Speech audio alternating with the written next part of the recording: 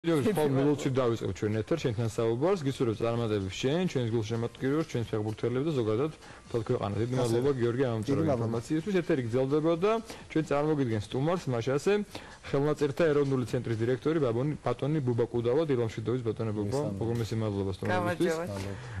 ძალიან საინტერესო ნამუშევრებით მოხდით, მაშასე როგორც მიცის მაყურებელმა და ვინც არის შეგახსენეთ, რომ იმართება ხელნაწერთა ინსტიტუტში ქართული კალიგრაფიის კონკურსი.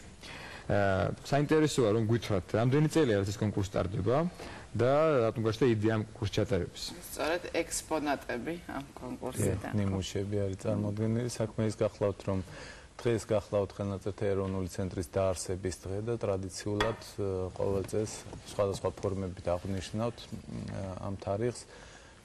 წელს დავამტყვიეთ კალიგრაფიის კონკურსის საფინალო ეტაპი, დაჯილდოვება, საზეიმო გადაცემა.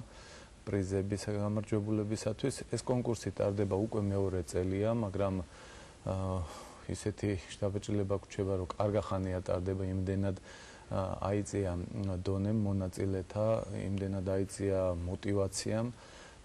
იდეა ეკუთვნის საქართველოს კათოლიკოს პატრიარქს ილია მეორეს და მისი ლოცვა კურთხევით იმართება ეს.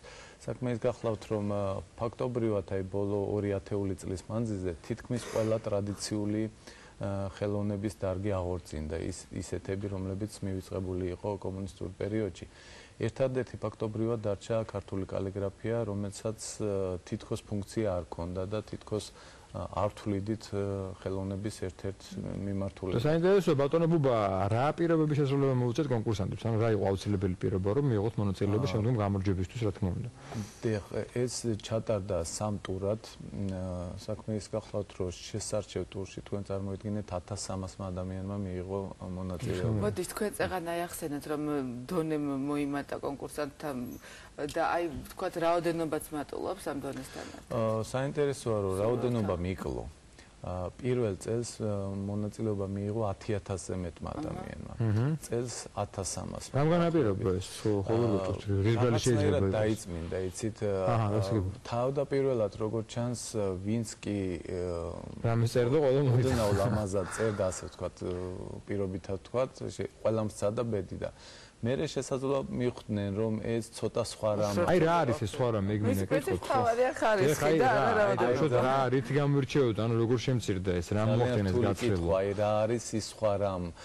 იცით რა, საქმე ის გახლავთ, რომ კალიგრაფია, აი დაახლოებით პარალელი შეგვიძლია გავავლოთ, ყველა შეგვიძლია ვხატოთ, ხო? რა თქმა უნდა, მაგრამ შეუძლებელი ხატავენ საუკეთესო. აი რა არის ის ზღვარი, რომლის იქითაც ხელოვნება იწყება და რომლის აქეთ არის გართული. აი შუა ჟიური, დავუშვათ რითი რა კრიტერიუმით იმარჯვებს, ანუ თუ შეიძლება ეს საიდუმლო დონეზე მაინც გითხრათ, ანუ რითი ფასდება, დავუშვათ რითი გამოვლინდნენ გამარჯვებულები, რითი გამოვლინდებიან, რა არის ეს რაღაც განსაკუთრებული მარცვალი. ბევრი კრიტერიუმი არსებობს. ერთი არის რაღაცნაირად კავშირი ტრადიციულ კალიგრაფიასთან, იმიტომ რომ კალიგრაფიასაც სხვა ხელოვნების დარგების მსგავსად აქვს რაღაც თავისი კანონზომიერებები, თავისი ტრადიციები, რამდენად მისდევს ამ ტრადიციებს. თუმცა ცხადი არ უნდა ვიყო ტყვე ამ ტრადიციებისა და ხშირად გვხვდება საკმაოდ ორიგინალური ხელით. ეხლა ტრადიციები ახსენეთ, ძალიან შემდობლივია, რომ კონკურსში იღებს მონაწილეობას ხანდაზმული უცხოელი ქალბატონი. 90. აი ეს როგორ მოხდა? ვიცით. რანაირად მოხდა ესეთი? იცით რა, იმდენად დიდი იყო შარშან ინტერესი, შარშან მხოლოდ სასკოლო დონეზე ჩატარდა კონკურსი, იმდენად დიდი იყო ინტერესი და ერთგვარად პროტესტს გამოთქვამდნენ სხვა ადამიანები, რომ ჩვენს გვინდა მივიღო მონაწილეობა, რომ მივხვდით, რომ კარგი იქნებოდა წელს შეგვეტარებინა ყველასათვის ღია ყოფილიყო და მართლაც გაამართლა ამ მიდგომამ, ძალიან ბევრი ზრდასრული ადამიანი მონაწილეობს. ჩვენი მხარდამჭერია ამ კონკურსში დიასპორის საკითხებში საქართველოს სახელმწიფო მინისტრის აპარატი და მათი მეშვეობით ჩვენ ხმა მივაწვდინეთ უცხოეთში მცხოვრებ ქართველებს, მათ გარშემო მყოფ ადამიანებს და ერთ-ერთი ქართველოლოგის ყურამდეც მიაღწია ამბავმა და გამოგვიგზავნა ნამუშევარი. ანუ ასაკი არ არის შეზღუდული, აქედან გამომდინარე შეიძლება ითქვას. არის ქვედა ზღვარი დაწესებული. ანუ რა ასაკიდან შეიძლება? შეიძლება მე-7 კლასის მოსწავლე. მე-7 კლასიდან ზევით, ნებისმიერ სულში შეუძლია. თუმცა ემიგრანტები არ შევზღუდეთ. ყავს ყველაზე პატარა 6 წლის ანატყე ბუჩავა ბოსტონიდან მაგალითად მონაწილე. ძალიან კარგია რომ იყოს მონაწილეობა. რა თქმა უნდა იყოს ეს ძველი დაცული, ეს ძველი დიდი ტრადიციები ქართული დამწერლობის და ხელნაწერის, მაგრამ აი ხა ვთქვათ ეს თებში ყოველთ ისეთი თანამედროვე ფორმის არის, ხო? ანუ ითვალისწინებს ამასაც, რომ აი სინთეზი იყოს ძველის და ახლის. იცით რა, როდესაც ეძლევათ ყოველ ტურზე დავალებები კონკურსანტებს, იქ არის მაგალითად ასეთი დავალება, რომ შეასრულონ ასლი, რომელიმე ძველი ხელნაწერის დოკუმენტის, მაგალითად ერთ-ერთი მე-18 საუკუნის ისტორიული დოკუმენტის ასლი არის აქ წარმოდგენილი და ასევე დავალებებს შორის არის თავისუფალი თემები, სადაც მას აქვს საშუალება წარმოადგინოს თავისი განუმეორებელი ახალი ორიგინალური ხელწერა. ბატონობა დღეს ფინალური კონკურსის ანუ დღეს იმართება პრინციპში გაჯილდოვება და საინტერესო რამდენი კონკურსანტი დაჯილდოვდება. საქმე ის გახლავთ რომ ფინალისტი გახლავთ დაახლოებით 100 შეიძლება ითქვას რომ 100-ვე გამარჯვებულია იმდენად და გამოფენაც წარდება სხვათა შორის ჩვენთან და აი ამ გამოფენას ვინც დაათვალიერებს მიხვდება რომ საკმაოდ რთულია მათ შორის კიდევ სად იქნება ეს გამოფენა მაშინ ეროვნულ ცენტრში საზოგადოების დაინტერესება თუ იყო ძალიან დიდი და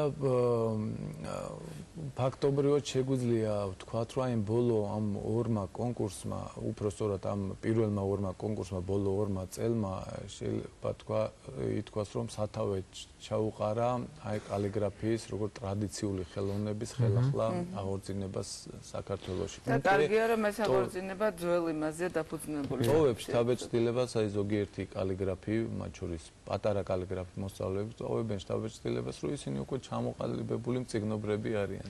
ძალიან კარგია, ჩვენ ძალიან დიდი ტრადიცია გვაქვს ხელნაწერების ზოგადად და ამ შემთხვევაში ამის აღდგენა დიდი საქმეა. საინტერესოა, რა თქმა უნდა, თუ გვეტყვით, რა სახის პრიზები გადაეცემათ რამდენი აი ნომინაციები არის? რამდენიმე ათეული ნომინაციაა, საქმე ის გახლავთ, რომ პირველ განათლებისა და მეცნიერების სამინისტროს მხარდაჭერით მიმდინარეობს, მათთან ერთად ვატარებთ ამ კონკურსს და არასამთავრობო ორგანიზაცია წამი ბატონი ზაზა კორინთელის ხელმძღვანელობით მათთან ერთად ვატარებთ და განათლებისა და მეცნიერების სამინისტრო აწესებს პრიზებს პირველი 3 ადგილისთვის, 2 კატეგორიის მოსწავლეები უმცროსები და უფროსები, ასე ვთქვათ.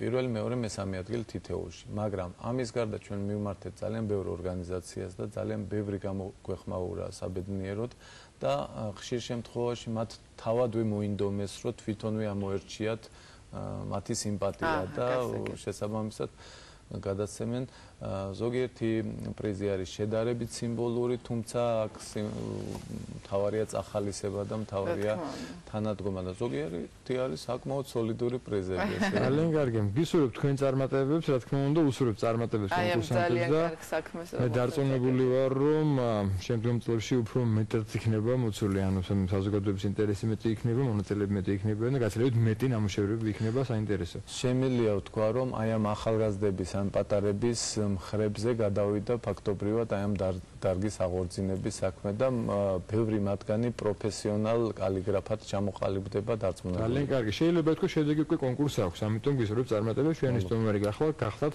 ბატონი ბუბა კუდავა, ხელნაწერთა ეროვნული ცენტრის დირექტორი. ჩვენ კი რეკლამის და ქრონიკის შემდეგ დაგიბრუნდებით და განვაგრძობთ დილას იმედზე, არ გადაერთოთ. დროებით.